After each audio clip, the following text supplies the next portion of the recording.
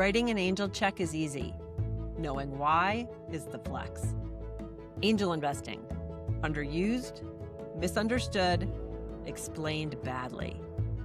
Angels Decoded, an educated and raw take. In cahoots with play money.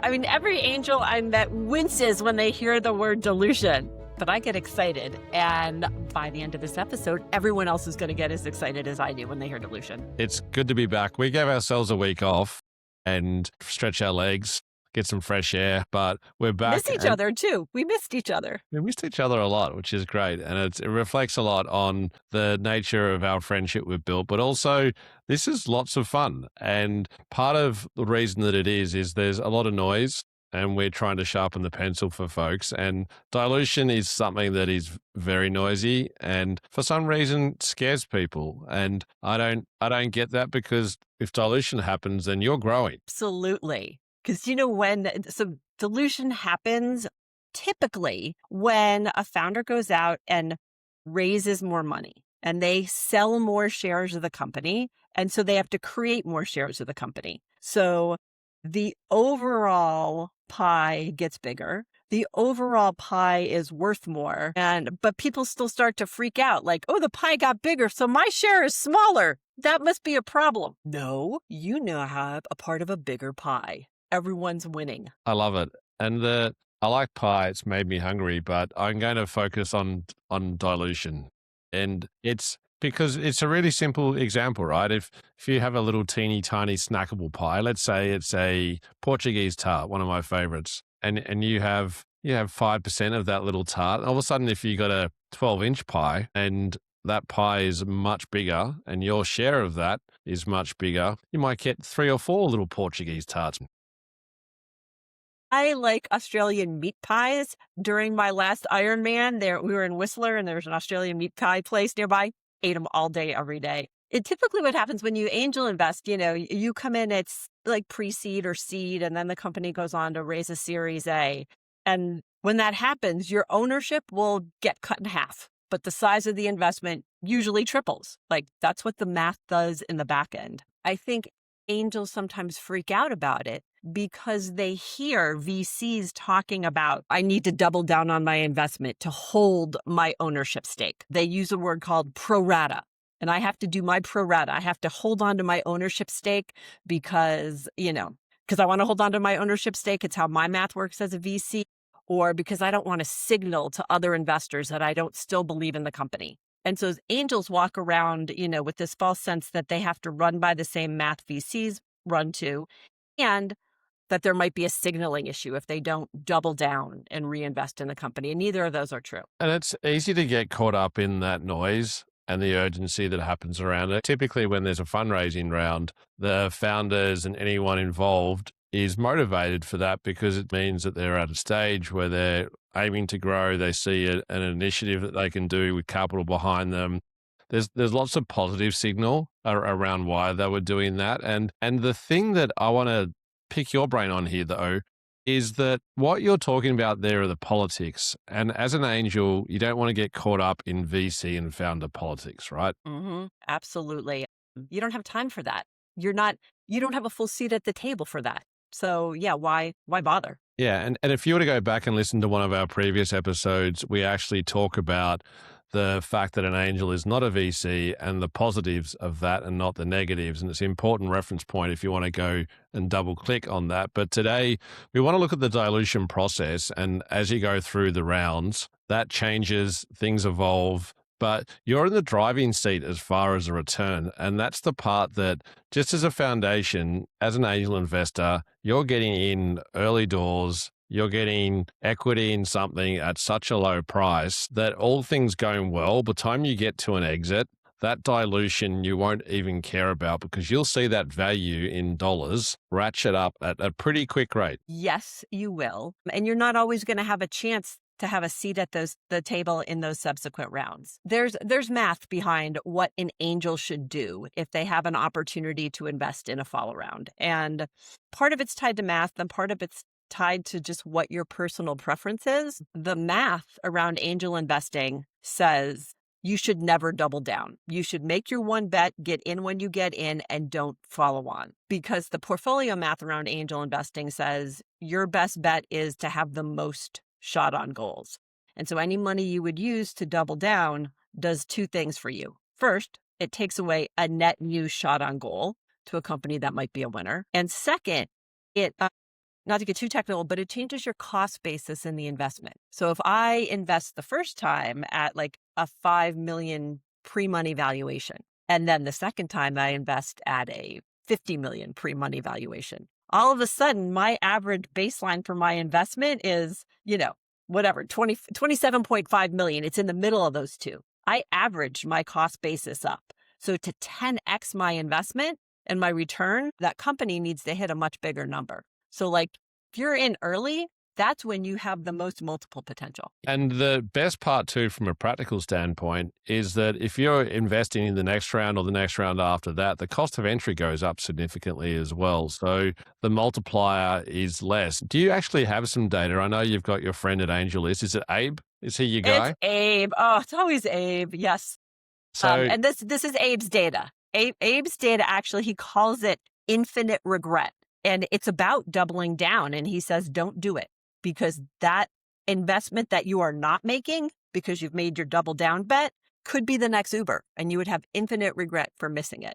Math on paper, though, isn't emotional math. And a lot of us, like if we've made an angel bet and we really like the company, we really like the founder, and they're doing well, and we have a chance to reinvest, it's totally natural to want to sort of double down on your winners. And there are VCs who make their whole strategy around doubling down on your winners. So I don't think either is right or wrong. It's each's own personal style. What makes me sad, though, is if I see an angel panicking because they don't have a chance to double down. Because a lot of times as angels, you're not going to get a chance to go on the follow-on rounds because there's bigger VCs that want that allocation. And that's fine. Just don't let it panic you. Has AngelList done any research around a typical multiplier on a angel investment? Not that I can quote off the top of my head. However, we built this really cool dilution Google sheet. So you can model what, your entry point is and what expected dilution and what your exit point might be at different multiples on the investment. So we built a little dilution calculator so you can sort of feel the math behind this if that's the kind of thing you're into. And I would encourage anyone, just look at some of the big ones. You looked at Meta, Uber, Airbnb, and there's a lot of public information around the amounts that angels put down in the very early days and what it was worth. And you're talking like $50,000 investment that multiplies to a few $100 million. Mm-hmm. And they're like the utopian world's best case scenario. But if you apply just common sense, even if you had a business exit for $100 million, it don't need to be a multi-billion dollar, that multiplier is significant, right? So the more bets, more shots on goals gives you more chance at that huge multiplier. Yep. And that entry point then matters because you bring up something really good there. Most companies don't exit for billions of dollars. Most of the exits happen in that $100 million to $300 million range, even in the $50 million range. And so if you made an angel bet at a 5 million post-money valuation or even a 10 million, all of a sudden you're looking at, 10x, 20x multiples. That multiple isn't going to look the same if you came in at a $20 million valuation, right? So that low valuation of when we usually come in as an angel gives us the best multiples. And when it comes to exits, at the end of the day, the multiple you get actually is what's determining your return, not the big headline number. And I'm pretty sure the last data point I read was it was early 200 million was the average from an exit perspective on public data. So even at that, if you invested at a $5 million valuation and they exit for 200, that is a huge return. So more shots on goal makes practical sense from that point of view.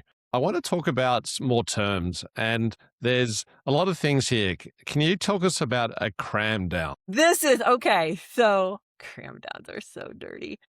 So generally we say dilution is not bad. It's showing the pie grow bigger. There are times though when things aren't quite going right at the company and they still need to raise more money. And what they'll do is put some very attractive terms on the table to attract new investors. But to make that work right, they have to take their previous investors and sort of change up their terms and make their terms ugly. A lot of times these are called cram down rounds. And how they're structured is they tell everyone who has invested previously, here's the terms of our new round. And guess what? If you invest in this new round, you're going to get this awesome bonus. Like if we exit, you're going to get 2 times your money back, and then you get to share in all the profits. And you're like, oh, that sounds really attractive. Like they're sweetening the pot for me to invest again. And on the flip side of it, they tell you, and if you don't invest again and do your pro rata, which is mean hold your ownership stake, we're going to turn your preferred investor shares into common shares and maybe give you less of them. They're going to do something dirty with what you bought. And it seems unfair that they can do this, but the goal of the founders and the goal of the board is to keep the company going. And if a company is in a not very pretty situation, they have to make these kind of compromises. And angels always get angry at this. Oh my gosh, this isn't fair. Why is this happening? Look, dude, the only alternative is your investment goes to zero right now. So this gives the company a fighting chance. In your mind, maybe you should write off the company as an angel, but it's just like an ugly thing that happens. And a lot of angels then they ask, they're like, well, I don't want my preferred shares where I'm going to exit first and get the most if the company does well. I don't want those to become common shares or turn into a smaller number of shares. So I should double down and do my pro rata, right? And then I'm like, gosh, no. You are looking at a company that's in a distressed moment. You've got a group of VCs or institutional investors around the table that have way more information than you will ever have as an angel. Baby, suck it up, write it off, move on. Do not throw good money after bad. It's a nasty thing, and they'll position it to you like, ooh, this is attractive. I've been on the receiving end of some of those emails, and the leverage that they're using is the fact that you're desperately trying to hold on to the money you've already put down to get more out of you. And if they're taking that approach, then it's not a good reflection on the state of the company or where they're at. No. So just buyer beware is keep eyes open, just back yourself on the money you put down at the start and let it roll. This is the game that we're in. It's a more bets, 30 to 50 is our magic range, and stick true to that. Yep. It's that sunk cost fallacy, right? I put money in and this will salvage that investment. Walk away. Let's look into play money. How do you approach that with what you're doing day to day so folks are aware of like what they first put down and then anything that happens with any opportunity for follow on and future investment and dilution? Yep. Great question, because we've had a number of these opportunities to follow on first investments because companies doing well. Our goal at Play Money is to be a place with the maximum amount of transparency. This is why we love early stage deals, because at pre-seed and seed, an angel has as much information as any VC would ever have. In later stage rounds like Series A and bridge rounds, when the company's gotten a little bit bigger, we often put those deals on the platform, but we share as much as possible, and we like to ensure that we've got some level of insider access to know that there's no hair on the deal being hidden from angels, right? So our goal is transparency. Along with that, we always share the end deal terms that the SPV you're investing through is going to be signing. And it's like a small product feature. We are the only SPV platform that does it. And it comes from a nasty bit of learning I had on a deal from 2 summers ago. A reputable VC was backing the deal, and they were going out to their network of angels and syndicate leaders and billing it as this amazing opportunity to get into this beloved women's health brand at a later stage, right? They were making money. They're like a Series C, and they're like, oh, it's so rare to be able to get into a late stage deal here. And guess what? These are really great investment terms, because if you invest, you're going to get 2 times your money back first before any other investors. And then you get to share in the profits. And they were pitching the headlines of this. And there was a room full of angels, and they were all leaning in. And because I was been a founder, I knew to ask. I was like, sounds a little bit too good to be true. Can I see those investment terms? And they're hemmed and hawed a little bit, but someone sent them to me. Realized later she shouldn't have, but it was a cram down round. The VC wanted to maintain their preferred stake in the company, but they didn't want to put any of their own money in.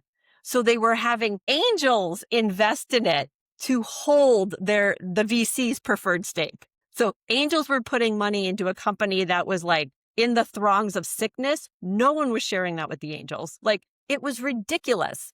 And I was like, okay, from that moment on, anything I build is going to be a clean, well-lit space. If there's any hair or any, nuances on the deal, we're going to share them. And every angel is always going to see the deal terms that they are investing under. So important. It was nasty. Yeah. And you can get caught up in that emotion, and it's a tactic. So it's something to be conscious of. Okay. So from an angel perspective, what should they walk away with from this episode as far as reframing the way that they default behave? Yep. When you hear the word dilution, don't panic, celebrate. Your investment is doing well. You own a chunk of a pie that just got bigger. That's the biggest thing. Simple, elegant, and keeps you in the game. Spread your bets. Love this. I'm Andy Walsh from Startups Decoded. My friend here, Cheryl Kellond from Play Money. This is always a weekly special for us, as we said at the start. So thank you for listening. I'm so glad you were here. And can I throw one more thing in at the end? Always. I said, we have this really cool dilution calculator and what like an entry bet could get you when the company exits. If you want that, go to letsplaymoney.com/decoded. I love that. And I am going to put that in show notes as well, and you'll be able to get that link directly, so you don't need to get your pens out feverishly now and write it down or type it into your cell. We're good. We've got you. Amazing. Super fun. Bye now. Angels Decoded, a weekly podcast for people learning the craft. Angel investing made easy. Subscribe, then decide. Angels Decoded, in cahoots with Play Money.